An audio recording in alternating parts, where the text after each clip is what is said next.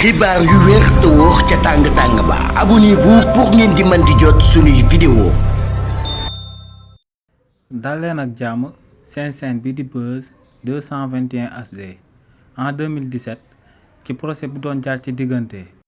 Luc Nicolaï di ancien promoteur de lutte ci réew mi di Sénégal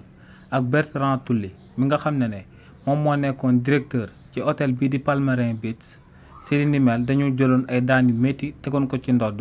kookee di Luc Nicolaï ndax tëjoon nañ ko juróomi atu kaso si nga xam ne ñeenti at yëpp da ko waroon tëdd ci kaso bi waaye tamit condamné woon nañ ko ngir mu daal di fay kookee di Bertrand Tulli lu tolloog 300 millions de francs CFA. coow loolee nag ginnaaw bañ ko àttee ba mu daal di romb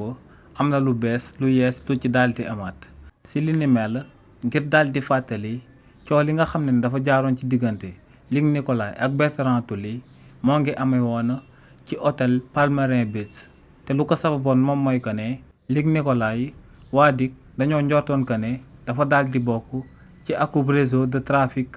de drogue ci réew mi di Sénégal li ni mel nag moom moo sababoon ñu doon amal akub filature jëmale ko ci jëmm Luc Nicolaï. c'est li ni mel nag bés bi nga xam ne moom la waa DIC amee woon ay information yu doy jëmale ko ci kookee di Luc Nicolaï que ne kookee akub trafiquant de drogue la ci réewu Sénégal daa tombeloo nag kookee di Luc Nicolaï nekkoon ci hôtel bi ñu dippee Palmarin Beach. c'est li ni mel nag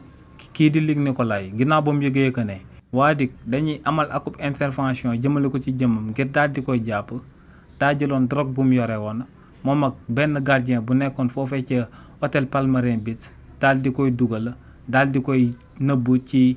bureau directeur bi nga xam ne du kenn ku dul Bertrand Tulli. si li ni mel nag ba waa police ñëwee fekk drogue boobee ci bureau directeur boobee di Bertrand Tulli dañ ko arrêté waale woon ginnaaw bañ daan arrêté kookee di Luc Nicolaï ak gardien bi nga xam ne moom moo ko dimbale woon ba mu daal di jël drogue boobee daal di koy dugal ci bureau Bertrand Tulli.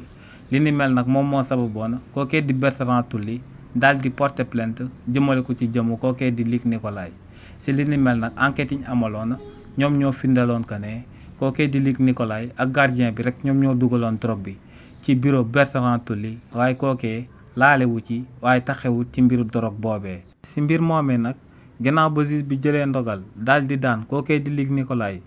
juróomi atu kaso si nga xam ne ñeent yi la ci daal di tëdd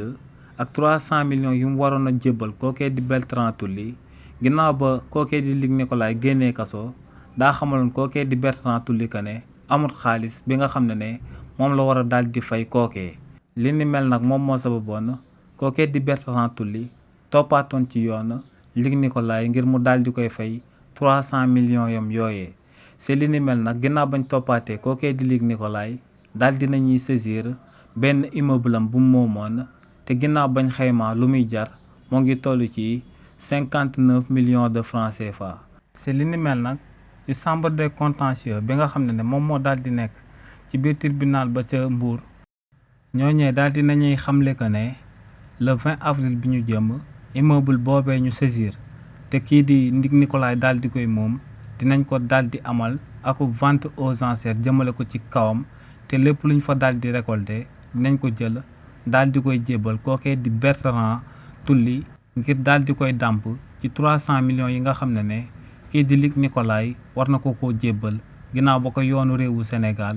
jëlee ay daan daal di koy teg ci ndoddam. xibaar yu wér te wóor ca tàng-tàng ba abonnez-vous pour ngeen di mën di jot suñuy vidéo.